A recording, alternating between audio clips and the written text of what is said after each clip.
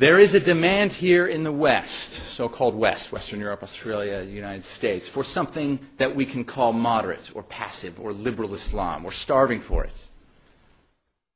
And Gulen's aristocrats are very well aware of this. And they have packaged Fetullah Gulen as the answer to Al-Qaeda, what you're looking for.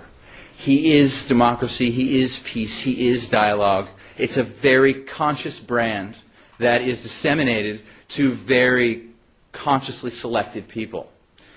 People are selected around cities around the United States, people of influence, religious leaders, state bureaucrats, appointed officials, elected officials, police officials, academics, journalists are selected to tell you about Fetullah Gulen. Now, how this sort of what I call a public relations effort happens is by several different means. There are interfaith dinners that are sponsored by institutions like the Gulen Institute, the Institute for Interfaith Dialogue, and the Raindrop Foundation here in Houston. These institutions exist throughout the United States. Interfaith dinners, visits to mayoral offices and so forth, the offerings of awards of one form or another for people for whatever it is that they're doing, acknowledgement of their work.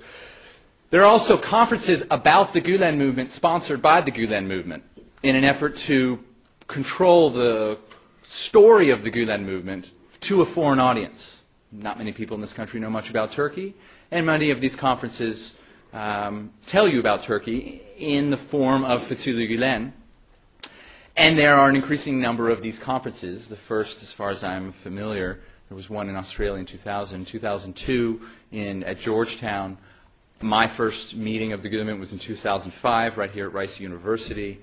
And there is now, on average, about 3 of these conferences a year at universities around the United States, the most recent being in late November at Loyola University in Chicago, that was sponsored primarily by the Niagara Foundation, which is an equivalent of the Institute of Interfaith Dialogue here in Houston.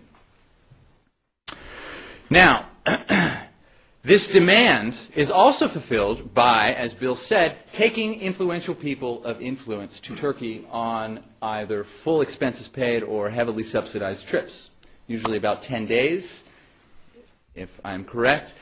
And you go on a tour of the new Turkey. You'll visit the old city, and you will then visit a handful of tour sites, but you will also visit a number of schools, a few hospitals, perhaps some television stations in the media, and there is a public relations campaign, and there are then these trips of influential Americans in cities around the United States who are taken to Turkey, and then when they come home, if they're journalists, they write a story, if they're academics, they write a paper, and there is an effective marketing scheme to talk about and to say who and what Fetullah Gulen is.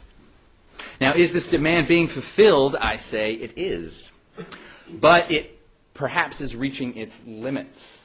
Specifically in Russia and Holland, there has already been a backlash against the Gulen movement in recent years, and most recently right here in the United States, there is this growing backlash against the Gulen movement here, specifically talking about the charter schools that now comprise approximately 150 schools in many different states.